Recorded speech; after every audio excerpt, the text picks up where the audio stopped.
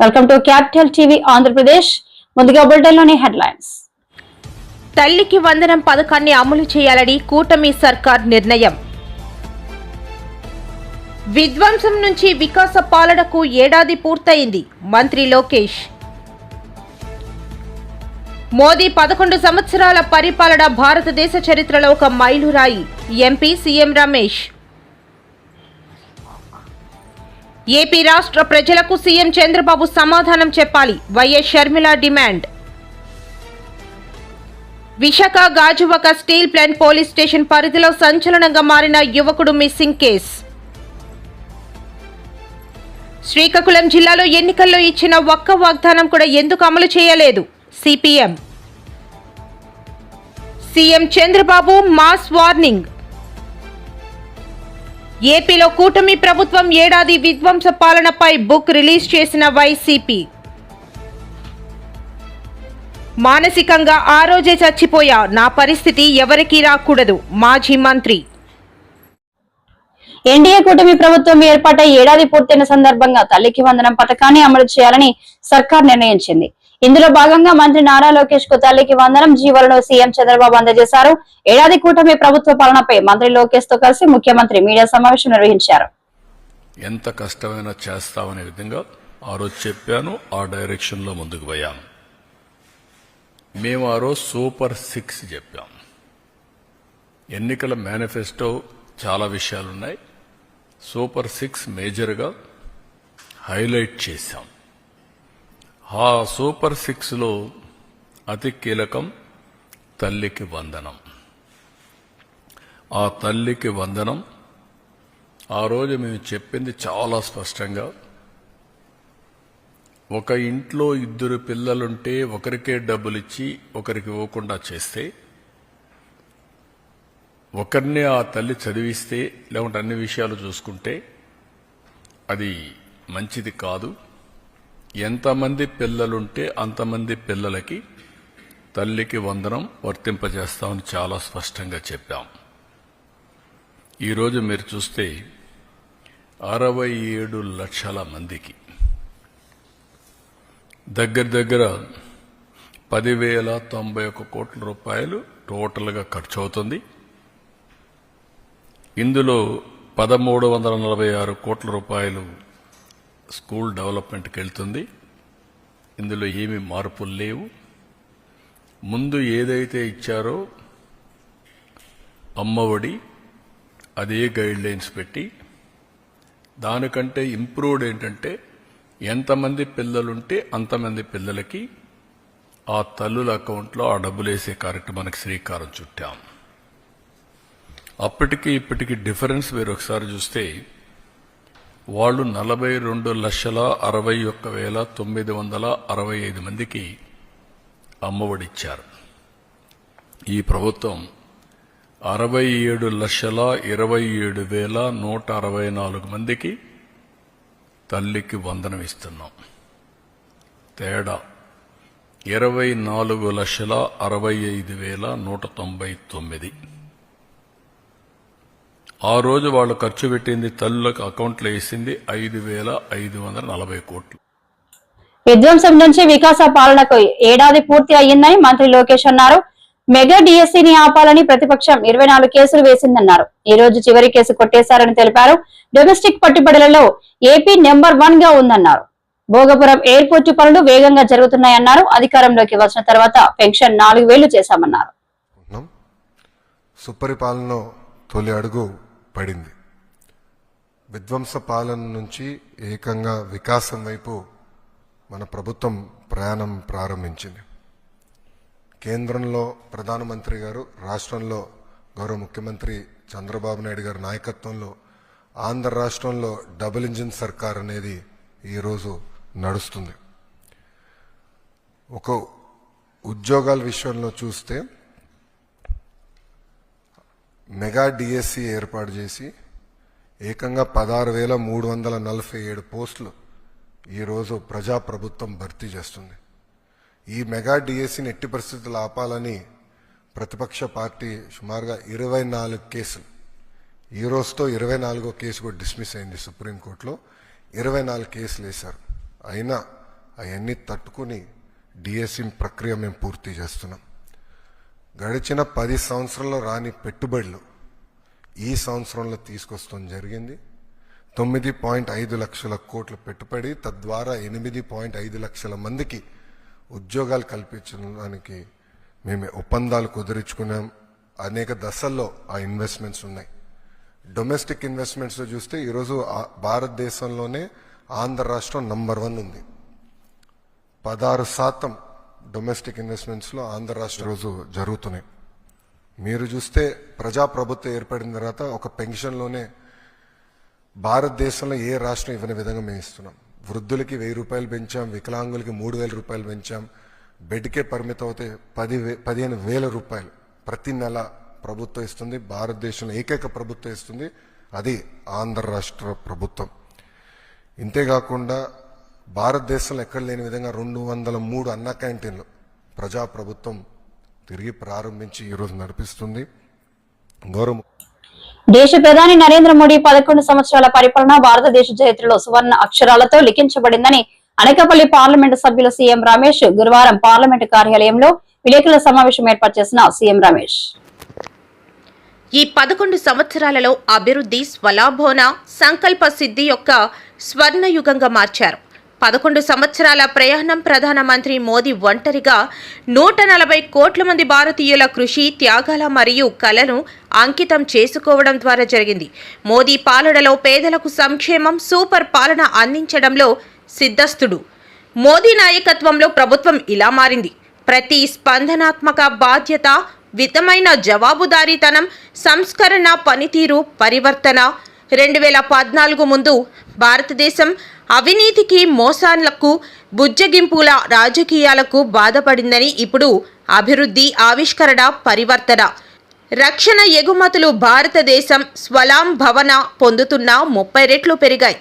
అవినీతి కుంభకోణాలపై సమయం ముగిసింది, పారదర్శకతను నిర్ధారించింది.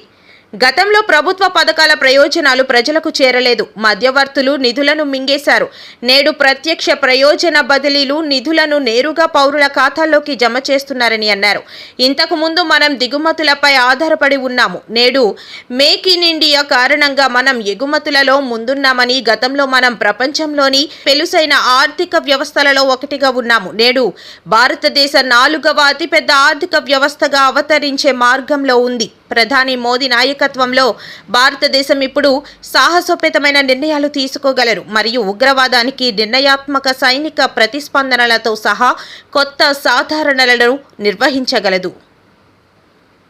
కూటమి ప్రభుత్వం మన ప్రధానమంత్రి నరేంద్ర మోడీ గారు పూనుకున్నారని చెప్పేసి వికసిత్ భారత్లో 2047కి ఇవన్నీ కూడా మొత్తం ప్రతి ఒక్క చిన్న రైల్వే స్టేషన్ కూడా ఆధునీకరించి ముందుకు పోవాలని చెప్పేసి ఈరోజు రోడ్లు చూస్తే ప్రపంచ స్థాయికి మనమే ముందున్నాం. దాదాపు అమెరికాలో ఎన్ని కిలోమీటర్ల రోడ్లు ఉన్నాయో మన ఇండియాలో కూడా అన్ని విధంగా రోడ్లు ఉన్నాయి. ఇంకా ముందు కూడా చాలా developments. Green field Chennai to Bengaluru అయితే 3 నేషనల్ హైవేలు, ఒకటి గ్రీన్ ఫీల్డ్, ఒకటి హొసూరు నుంచి, ఇంకోటి చిత్తూరు నుంచి కూడా 3 హైవేలు ఉన్నాయి. అలాగే హైదరాబాద్ టు బెంగళూరు కొత్త హైవేలు, చెన్నై నుంచి కలకట్టా 6 లైన్స్, మన అనకాపల్లి టు రాజమండ్రి కూడా బ్యాలెన్స్ ఉండే 6 లైన్స్ కూడా క్యాబినెట్లో శాంక్షన్ కావడం. ఇలాంటి చెప్పుకుంటూ పోతే చాలా ఉన్నాయి. ఇప్పుడు మీకు ముఖ్యంగా చూస్తే చిరు వ్యాపారులు లోన్స్లో 10,000 రూపాయల నుంచి 10 కోట్ల వరకు రకరకాల లోన్స్ కేంద్ర ప్రభుత్వం గ్యారంటీ స్కీమ్తో ఎలాంటి కొలాటరల్ లేకుండా తోపుడు బండ్ల దగ్గర నుంచి ఎంఎస్ఎంఈ వరకు ఎలాంటి కొలాటరల్ లేకుండా లోన్స్ ఇవ్వడం జరిగింది. ఏదైనా కానీ గవర్నమెంట్ నుంచి బెనిఫిట్. చంద్రబాబు సీఎంగా బాధ్యత చేపట్టి నేటికి ఏడాది. ఎన్నికల ముందు ఎన్నో వాగ్దానాలు చేశారు. సూపర్ 6 అంటూ ఊదరగొట్టారు. అధికారం ఇస్తే అన్ని చేస్తా అని నమ్మించారు. ఏడాది పాలన సందర్భంగా చంద్రబాబు రాష్ట్ర ప్రజలకు సమాధానం చెప్పాలి అని ఏపీ కాంగ్రెస్ అధ్యక్షురాలు షర్మిల డిమాండ్ చేశారు. రేపు చంద్రబాబు గారు గవర్నమెంట్ ఫామ్ అయి 1 సంవత్సరం రోజులు పూర్తి చేసుకోబోతున్నారు. చంద్రబాబు గారిని సూటిగా ప్రశ్నిస్తున్నాం. చంద్రబాబు గారు, మీరు ముఖ్యమంత్రి కావడానికి ఎన్నో వాగ్దానాలు చేశారు. మేనిఫెస్టోలో ఎన్నో అంశాలను పెట్టారు. సూపర్ 6 మరి ముఖ్యంగా ప్రతి సభలోనూ ఊదరగొట్టారు. సూపర్ 6 నేను అమలు చేస్తానని ప్రజలందరినీ నమ్మబలికించారు. మరి ఈ రోజు సంవత్సరం రోజులు అయిపోయింది. సూపర్ 6 ఏమైంది చంద్రబాబు గారు అని కాంగ్రెస్ పార్టీ ప్రశ్నిస్తుంది. సూపర్ 6 సూపర్ ఫ్లాపేనా? చంద్రబాబు గారు సమాధానం చెప్పాల్సిన అవసరం ఉంది. సంవత్సరం రోజులు అయిపోయింది, మీరు వాగ్దానాలు చేశారు. సంవత్సరం రోజులు దాటిపోయింది అంటే ఈ వాగ్దానాలు నిలబెట్టుకునే ఉద్దేశం ఉందా లేదా? ఏదైనా వాగ్దానాలు చేసి అధికారంలోకి వస్తే అధికారంలోకి వచ్చిన వెంటనే ఆ వాగ్దానాలు నిలబెట్టుకుంటారు అని ప్రజలు అనుకుంటారా? లేకపోతే ఇలా కాలయాపన చేసుకుంటూ ఆఖరి సంవత్సరంలోనో లేకపోతే మళ్లీ ఎలక్షన్లకు పోకముందో మీరు వాగ్దానాలు నిలబెట్టుకునే ఉద్దేశం మీకేమైనా ఉందా? ప్రజలకు సమాధానం చెప్పాల్సిన అవసరం ఉంది. సూపర్ 6 లో భాగంగా చంద్రబాబు గారు మరి ముఖ్యంగా రైతులకి ప్రతి ఏడాది 20,000 రూపాయలు ప్రతి రైతుకి ఇస్తానన్నాడు. ఇప్పటికి 54 లక్షల రైతు కుటుంబాలు ఎదురు చూస్తూనే ఉన్నాయి. ఇంతవరకు రైతులకు ఇచ్చింది లేదు చంద్రబాబు గారు. రైతులను మోసమే చేశారు సంవత్సర కాలం పాటు రైతు భరోసా పథకం కింద. అంతేకాదు తల్లికి వందనం అనే పథకం ప్రతి బిడ్డకు 15,000 రూపాయలు ఇస్తానన్నాడు చంద్రబాబు గారు. ఎంతమంది బిడ్డలుంటే అంతమందికి ఇస్తానన్నాడు చంద్రబాబు గారు. ఒకరుంటే ఒకరికి, ఇద్దరుంటే ఇద్దరికి, ముగ్గురుంటే ముగ్గురికి, నలుగురుంటే ఏకంగా 60,000 రూపాయలు ఇస్తానన్నాడు చంద్రబాబు గారు. ఇది నేను చెప్తున్న మాట కాదు, చంద్రబాబు గారు ఎన్నికల సమయంలో ఆయన మాట్లాడిన మాటలు ఇవి. మరి నలుగురు బిడ్డలుంటే 60,000 ఇస్తానన్న చంద్రబాబు గారు ఒక్క బిడ్డకైనా కూడా కనీసం ఒక్క బిడ్డ వేసుకున్నా కూడా 84 లక్షల మంది తల్లులు ఎదురు చూస్తున్నారు. ఒక్క బిడ్డకి వేసుకున్న కుటుంబంలో ఒక్క బిడ్డకి ఇచ్చినా 15,000 రూపాయలు. మరి చంద్రబాబు గారు ఇంతవరకు ఒక్క తల్లికి వందనం పథకం కింద ఒక్కరికి కూడా ఇచ్చింది లేదు. సూపర్ 6 లో భాగంగా తల్లికి వందనం పథకం మీద కూడా చంద్రబాబు గారు మోసమే చేశారు. నిరుద్యోగుల కోసం 3,000 రూపాయలు నిరుద్యోగ వృద్ధి ఇస్తానన్నాడు చంద్రబాబు గారు. దాదాపు 50 లక్షల మంది బిడ్డలు ఉద్యోగాలు రాక ఇంతవరకు ఎదురు చూస్తూనే ఉన్నారు. ఇప్పటికీ కూడా చంద్రబాబు గారు అరచేతిలో వైకుంఠం అన్నట్టు. Visakha Gajuwaka steel plant police station పరిధిలో యువకుడు మిస్సింగ్ కేసు కాస్త సంచలనంగా మారింది. గత నెల 5వ తేదీన శరణ్ కుమార్ అనే యువకుడు వాకింగ్ చేస్తుండగా కనిపించకుండా పోయాడు అని తల్లిదండ్రులు స్టీల్ ప్లాంట్ పోలీసులకి ఫిర్యాదు చేశారు. నా పేరు వాసవి అండి, వంశీ వాళ్ళ వైఫ్ని. ఇలా గత కొన్నేళ్లుగా ప్లాంట్ స్టేషన్ వాళ్ళు ఇబ్బంది పెడుతున్నారు మా ఆయన్ని. ఏ తప్పు లేకుండా ఎంత ఇదిగా అన్యాయంగా కేసులో ఇరికించాలని చూస్తున్నారు. అన్ని ప్రూఫ్స్ ఉన్నాయి, ఎవిడెన్స్ అన్నీ ఉన్నాయి. కొట్టినవాడు బుర్రకి దెబ్బ తగిలింది అంటున్నారు. తనది ఏ విధంగా చెప్తున్నాడో తెలీదు. తనది ఒక్కటి కూడా నిరూపించట్లేదు. అన్ని ఆధారాలు నా దగ్గర ఉన్నాయి. కొట్టినవాడే విక్నెస్ అని చెప్పేసి పోలీసులు రిమాండ్ కట్టాలని చూస్తున్నారు. నైట్ May 5 కొట్టారని చెప్తున్నారు. చరణ్ అనే అబ్బాయిని కొట్టారని అంటున్నారు. కానీ పేరు కూడా మాకు అంతగా తెలియదు. అబ్బాయి పేరు కూడా ఎవరో కూడా తెలియదు. తను May 5 కొట్టారని చెప్తున్నారు. 28వ తారీఖు నుంచి తిన్ని ఎంక్వైరీకి పిలిచి ఇబ్బందిగా పెడుతున్నారు. అప్పటి నుంచి డైలీ ఎంక్వైరీ చేస్తున్నారు కదని మేము ఏం అనలేదు. మీరు చూస్తారు కదా ఎంక్వైరీ చేస్తున్నారు, ఏది ప్రూఫ్ లేకుండా ఎలాగ ఇచ్చేస్తారని మేము కూడా మాట్లాడుకుని ఉన్నాము. ఇప్పుడు ప్రూఫ్స్ అన్నీ మా దగ్గర ఉన్నాయి. 5వ తారీఖు May 5ని మేము అన్ని ఎంక్వైరీ చేసి తీసి సీసీ ఫుటేజెస్ మొత్తం అన్ని ఎంక్వైరీ చేసి తీస్తే అంతా మేము ఇంటి దగ్గర కిరాణా షాప్ రన్ చేసుకుంటూ షాప్ దగ్గర ఉన్నాం. ఏ తప్పు లేకుండా అన్యాయంగా కేసులో ఇరికించాలని చూస్తున్నారు. ఆ రోజు మొత్తం బయట కిరాణా షాప్కి వెళ్ళి సామాన్లు తెచ్చుకొని సీడీఎం దగ్గర అన్నీ ఉన్నాయి. అన్ని ప్రూఫ్స్ మా దగ్గర ఉన్నాయి. ఇప్పుడు ఏ విధంగా తిన్ని కేసులో ఇరికించాలని చూస్తున్నారో మాకు న్యాయం కావాలండి. న్యాయం జరగాలి. అసలు ఏ విధంగా కొట్టినవాడు చెప్పింది విక్నెస్ అని చెప్తున్నారు. అది కాకుండా ఇంకేమున్నాయి? సీసీ ఫుటేజ్ కావాలి మాకు. ఏ విధంగా తప్పు చేశారని అన్యాయంగా కేసులో పెట్టాలని చూస్తున్నారు. మాకు మాత్రం న్యాయం జరగాలి. ఏ సంబంధం లేదండి. తను ఇప్పటికి వచ్చి చూడలేదని కూడా చెప్తున్నారు. తన్ని ఎటువంటి సంబంధం కూడా లేదు. ఇలా మాకు న్యాయం అయితే జరగాలండి. తెలీదండి. మొబైల్లో అది 10 years బ్యాక్ ది ఫేస్బుక్ లో ఫొటోస్ తీసి ఇప్పుడు వచ్చి మాకే తెలియదు. ఆ ఫొటోస్ 10 years బ్యాక్ ఆ ఫొటోస్ చూపించి తినని చెప్పి చూపిస్తున్నారు. మొన్నటి వరకు ఒకరు అన్నారు. మొన్నటి వరకు ఇంటి పేర్లతో సహా సరసిద్ వంశీ అన్నారు. ఇంకొక అబ్బాయిని సంపంగి శివ అని కూడా చెప్పారు. ఇప్పుడు తనని నైట్ నుంచి 3 రోజుల నుంచి తనైతే కేసులో ఎటువంటి ఇన్వాల్వ్ కూడా చేయకుండా తిన నైట్ 12 గంటల నుంచి తీసుకెళ్లి మార్నింగ్ 6 గంటల వరకు స్టేషన్లో ఉంచకుండా తీసుకెళ్లి ఎక్కడికో తీసుకెళ్లి కొట్టేసి తీసుకొచ్చారండి. ఇప్పుడు మాకైతే న్యాయం జరగాలండి. ప్లాంట్ స్టేషన్లో ఉన్నారండి. మాకైతే న్యాయం జరగాలి. నడవలేకపోతున్నారు అతనైతే. మాకైతే మాత్రం న్యాయం జరగాలండి. వంశీ వాళ్ళ ఆవిడ్ని గత కొన్ని రోజులుగా తనని ఇబ్బంది పెడుతున్నారు. టీడీపీ కూటమి ప్రభుత్వం అధికారంలోకి వచ్చి సంవత్సరం పూర్తయినప్పటికీ జిల్లాలో ఎన్నికల్లో ఇచ్చిన ఒక్క వాగ్దానం కూడా ఎందుకు అమలు చేయలేదని సిపిఎం పార్టీ జిల్లా కార్యదర్శి డి గోవిందరావు, కార్యదర్శి వర్గ సభ్యులు బి కృష్ణమూర్తి, పి తేజేశ్వరరావు ప్రశ్నించారు. గౌరవ పాత్రికేయులకు నమస్కారం. టీడీపీ కూటమి అధికారంలోకి వచ్చి సంవత్సరం పూర్తి చేసుకుంది. ఈ సందర్భంగా ఎన్నికల సందర్భంగా ఈ శ్రీకాకుళం జిల్లాలో ఇచ్చిన ఏ ఒక్క హామీ కూడా అమలు చేయలేదు. ఎందుకు అమలు చేయలేదని చెప్పి ఈరోజు వ్యవసాయ శాఖ మంత్రి అచ్చెన్నాయుడు గారిని మేము అడుగుతున్నాం. ఈ జిల్లాలోని ఎన్నికల సందర్భంగా ఈ పెండింగ్ ప్రాజెక్టులు పూర్తి చేస్తామని చెప్పినారు. జిల్లాలో ఐటీడీఏ ఏర్పాటు చేస్తామని చెప్పినారు. జీడికి గిట్టుబాటు ధర ఇచ్చి జీడి బోర్డుని ఏర్పాటు చేస్తామని చెప్పినారు. అదేవిధంగా ఈ భవిష్యత్తు నిర్వాసితులకి స్పెషల్ ప్యాకేజ్ ఇస్తామని చెప్పినారు. అదేవిధంగా రిమ్స్ అప్గ్రేడ్ చేస్తామన్నారు. ఏ ఒక్క హామీ కూడా ఈ ఏడాది కాలంలో అమలు చేయలేదు. సరే కదా, ఈ రోజు సముద్ర తీర ప్రాంతంలో ఉండే భూమంతా కూడా కార్పొరేట్ సంస్థలకి అప్పచెప్పడానికి ప్రయత్నాలు చేస్తుంది. ఇది సరైనది కాదని చెప్పి ఇవాళ సిపిఎం పార్టీగా మేము తెలియజేస్తాం. ఈ రోజు ఈ శ్రీకాకుళం జిల్లాలో 1,00,000 పైన గిరిజనులు ఉన్నారు. వారికి ఐటీడీఏ లేకపోవడంతో ఇవాళ తీవ్ర ఇబ్బందులు ఎదుర్కొంటున్నారు. గిరిజన భూములన్నీ కూడా తప్పుడు పత్రాలు సృష్టించి గిరిజనేతలు ఆక్రమించుకుంటారు. ఐటీడీఏ లేకపోవడం వల్ల తీవ్ర ఇబ్బందులు పడతారు. కానీ ఈ ప్రభుత్వం ఇచ్చిన హామీని ఉల్లంఘించింది, ఇంతవరకు అమలు చేయలేదు. వెంటనే అమలు చేయాలని చెప్పి మేము డిమాండ్ చేస్తాం. జీడికి గిట్టుబాటు ధర లేకపోవడంతో రైతాంగం ఈరోజు తీవ్ర దోపిడీకి గురవుతుంది. దానికి సంబంధించి గిట్టుబాటు ధరను ప్రకటిస్తామన్నారు. మీరు తక్షణమే ప్రకటించి రైతాంగాన్ని ఆదుకోవాలని చెప్పి మేము డిమాండ్ చేస్తున్నాం. అలాగే ఈరోజు పెండింగ్ ప్రాజెక్టులు ఉన్నాయి. భోజనాలకు సంబంధించి, మీరు ఆఫ్షోర్కి సంబంధించి, అదేవిధంగా నారాయణపురానికి సంబంధించి మీరు నిధులు కేటాయించలేదు. ఈ రోజు పెండింగ్ ప్రాజెక్టులు కానీ మీరు పూర్తి చేస్తే శ్రీకాకుళం జిల్లాలో సీఎం చంద్రబాబు మాస్ వార్నింగ్. ఈ నెల 20న అన్నదాత సుఖీభవ అమలు చేస్తామని సీఎం చంద్రబాబు చెప్పారు. ఆగస్టు 15 ఆర్టీసీ ఉచిత ప్రయాణ సౌకర్యం అమలు చేస్తామని పేర్కొన్నారు. దీంతో సూపర్ 6 పూర్తవుతుందని, ఎవరైనా ఇక ఈ విషయం మాట్లాడితే 4 మందమని గుర్తుంచుకోవాలన్నారు. లేకపోతే కాదని ఎలక్షన్ ముందు మనం విన్యాసాలు చూసాం.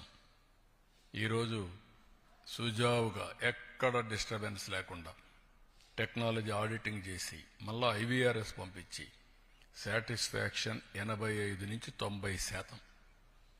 ఒకరిద్దరు డబ్బులు తీసుకున్న వైఎస్ఆర్ కాంగ్రెస్ పార్టీ ఓట్లో లేకుంటే ఇంకోటి ఉండొచ్చు, కానీ అట్మోస్ట్ సిన్సియర్గా వాళ్ళు హ్యాండ్ ఓవర్ చేసి వాళ్ళకి ఇచ్చిన డబ్బులు కూడా మర్యాదపూర్వకంగా దానికి కూడా తెప్పిస్తున్నాం. ఏదో డబ్బులు ఇస్తున్నామని వాళ్ళని తక్కువ చూడొద్దండి, గౌరవప్రదంగా ఇవ్వాలి అనేది కూడా చేసే పరిస్థితికి వచ్చాం. That is our commitment. ముందు రోజు ఇస్తున్న సెలవు అయితే 1 డే ముందు ఎప్పుడో జరిగాయండి ఇవన్నీ. That is our commitment. ఆ కమిట్మెంట్ నెరవేరుస్తున్నాం. మీరు చెప్పినట్టు ఒక ప్రోగ్రాంలో ఒక రోజు 10,000 కోట్లు, 67 లక్షల మంది పిల్లలకి. అయితే ఈ డబ్బులు కూడా మనం ఇచ్చేది ప్రజలు కూడా ఆలోచించుకోవాల్సిన అవసరం ఉంది. ఈ డబ్బుల్ని ఏదో వచ్చింది కాబట్టి ఖర్చు పెట్టేద్దామని కాకుండా, నేను ఏదైతే మాట్లాడుతున్నానో మీరు శాశ్వతంగా పేదరికం నుంచి పైకి రావడమే కాకుండా ఆర్థిక పరిస్థితులు మెరుగుపరుచుకొని మీరు కూడా బెటర్ లివింగ్ స్టాండర్డ్స్కి రావాలి. దాన్ని కూడా గైడ్ చేస్తాం. వెల్ఫేర్ అనేది ఎంపవర్మెంట్కి దారితీయాలి. అంతేగాని వెల్ఫేర్ అనేది ఎప్పటికీ ఆధారపడే పరిస్థితి రాకూడదు. అలాంటి దానికోసం శ్రీకారం చుడతాం. Will work it out how to guide them.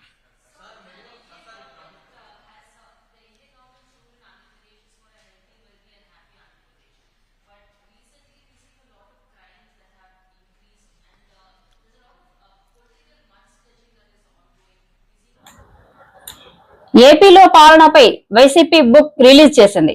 Jagan అంటే నమ్మకం, చంద్రబాబు అంటే మోసం పేరుతో పుస్తకాన్ని పార్టీ నేత సజ్జల రామకృష్ణారెడ్డి విడుదల చేశారు. ఈ కార్యక్రమంలో వైసీపీ నేతలు పాల్గొన్నారు. ఎక్కువ ఎందుకంటే ఒకే పార్టీ ఒక సింగిల్ పార్టీగా వైఎస్ఆర్సీపీ పోటీ చేసి ఆ రోజు 151 సీట్లతో గెలిచినప్పుడు ఇదే రకంగా ఒక ఘనమైన విజయంతో 19లో పాలన మొదలుపెట్టారు జగన్మోహన్ రెడ్డి గారు. సో అప్పటికి ఒక గీటురాయి ఏర్పాటు చేశారు. ఒక కొలమానం కొలబద్ద 19-24 మధ్య తన పాలనతో జగన్మోహన్ రెడ్డి గారు 24 అంటే ఏడాది క్రితం చంద్రబాబు నాయుడు గారు మళ్ళీ అధికారంలోకి వచ్చారు. 3 పార్టీలు కలిసి భారీ మెజారిటీతో, అత్యంత భారీ మెజారిటీతో అధికారంలోకి వచ్చాడు. 3 పార్టీలు కలిసి. అప్పటి నుంచి ఈ సంవత్సరం అయింది. ఇప్పుడు సహజంగానే జగన్మోహన్ రెడ్డి గారి పాలనలో తొలి ఏడాది, చంద్రబాబు నాయుడు గారి పాలనలో తొలి ఏడాది ఎట్లుంటుందనేది కంపారిజన్ రాష్ట్ర ప్రజలందరూ గమనిస్తున్నారు. మేధావులు, విశ్లేషకులు కూడా దాన్ని అనలైజ్ చేస్తున్నారు. సహజంగానే అంతటి ఘనమైన పాలన అందించిన పార్టీగా వైఎస్ఆర్సీపీ ఈరోజు ఈ రెండింటిని బేరీజు వేసి ఇది వాస్తవ చిత్రం అని చూపే ప్రయత్నం చేసింది. అందులో భాగంగానే జూన్ 4న ఒక్క హామీని కూడా నిలబెట్టుకోకుండా పూర్తిగా అలవిగాని హామీలు ఇచ్చి భ్రమలో పెట్టి చంద్రబాబు నాయుడు గారు అధికారంలోకి వచ్చారు అని ముందు నుంచి చెప్తున్నాము. ఆచరణలో అదే జరగడం, పైగా ఎక్కడ గొంతు పెగలకుండా, నోరెత్తకుండా, క్వశ్చన్ చేయకుండా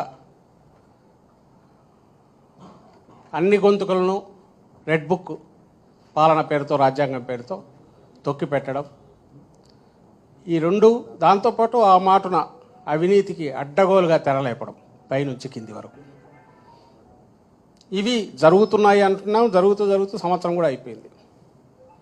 సో ఏడాది సందర్భంగా వాళ్ళు పెట్టుకున్నట్టున్నారు ఈరోజు మాది బ్రహ్మాండమైన సుపరిపాలన అని. ఎంతటి చీకటి పాలన, ఎంతటి దుష్పరిపాలన అని చెప్పడానికి విత్ ఎగ్జాంపుల్స్తో, విత్ కలర్ ఫోటోస్తో సహా ఈరోజు వైఎస్ఆర్ కాంగ్రెస్ పార్టీ ప్రజల ముందుకు. ఏపీలో అసెంబ్లీ ఫలితాలు వెలువడిన రోజు నుంచి తాను సీఎంగా ప్రమాణం చేసే రోజు దాకా వైసీపీ క్యాడర్ పై చంద్రబాబు దాడులు చేయించారని మాజీ మంత్రి పేర్ని నాని అన్నారు. గురువారం ఆయన ఆధ్వర్యంలో పార్టీ సమావేశం సరిగ్గా తన కుటుంబాన్ని కూటమి ఏ విధంగా వేధిస్తుందో కార్యకర్తలకు వివరిస్తూ ఆయన మాట్లాడారు. కార్యకర్తల్ని కొడతంతో మొదలుపెట్టారు. ఎన్నడూ లేని విధంగా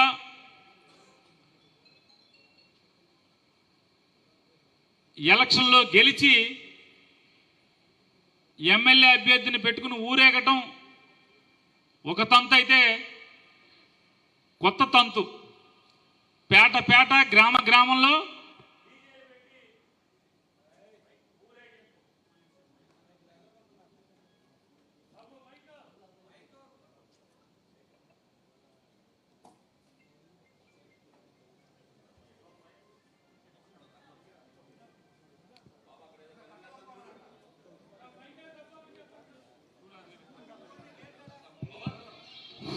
చెక్ వచ్చింది కొద్దిగా ముందుకు వచ్చాయి. నన్ను గ్రామాన పేటలో సందుగొందుల్లో డీజేలు పెట్టి ఊరేగింపు. ఆ ఊరేగింపు ఎందుకయ్యా అంటే, అప్పుడు దాకా ఓట్లు అడిగేదాకా జగన్ గారి ప్రభుత్వం అమ్మేటువంటి మందు కల్తీ మందు, తాగితే చచ్చిపోతారు, లివర్ పోద్ది, కిడ్నీలు పోద్ది అన్నటువంటి ప్రచారం చేసిన ఈ కూటమి కార్యకర్తలే ఆ జగన్ గారి మందు షాపులు, ఏదైతే ప్రభుత్వ షాపుల్లో ఉన్న సరుకే కొనుక్కొచ్చి ఫుల్గా తాగి బజార్లు వెంబట పడి మందు సామాను ఎవడింటో వేస్తున్నారా అంటే వైఎస్ఆర్ కాంగ్రెస్ పార్టీ జగన్ జెండా మోసినోడు ప్రతి ఇంట్లో కూడా ఆ వయసు వేయటం, మందు సామాను వేయటం, సిమటాపకాయ జల్లేయటం, పైశాచిక ఆనందం. ఇంట్లో ఆడవాళ్ళు ఉంటారే, ఈ విష సంస్కృతి ఏంటి, ఈ రాక్షస సంస్కృతి ఏంటి, ఎవడ పార్టీకి ఆడి పోటీ పనిచేసుకుంటాడు కదా అనేటువంటి ఇంగిత జ్ఞానం, విచక్షణ, బుద్ధి కూడా లేకుండా మందు సామాన్లని ఆడింట్లోకి వేయటం. అక్కడితో ఆగకుండా ఆ ఇంట్లో కుండీలుంటే మొక్కల కుండీలు బద్దగొట్టడం, కుండీలు తీసి ఒకవేళ గబాలను ఎందుకు ఈ రాక్షస మోక వచ్చిందని చెప్పి తలుపులు వేసుకుంటే ఇంటి బయట ఉన్న కుండీలు ఎత్తి తలుపు మీద కొడతాం. పార్టీ వాడు పనిచేసినవాడు ఎవడన్నా బూత్లో ఏజెంట్గా కూర్చున్నవాడు ఉంటే వాడిని అవమానించడం 10 మందిలో కొడతాం. ఏడ్రా రమ్మనరా, జగన్ గారు వస్తాడా, రమ్మను, నిన్ను కొడతాం కదరా, నీ దిక్కున్న చోట చెప్పుకో, పోలీస్ స్టేషన్లో చెప్పుకో అంటే పోలీస్ స్టేషన్కి వెళ్తే ఆ ఎస్ఐ వాళ్ళు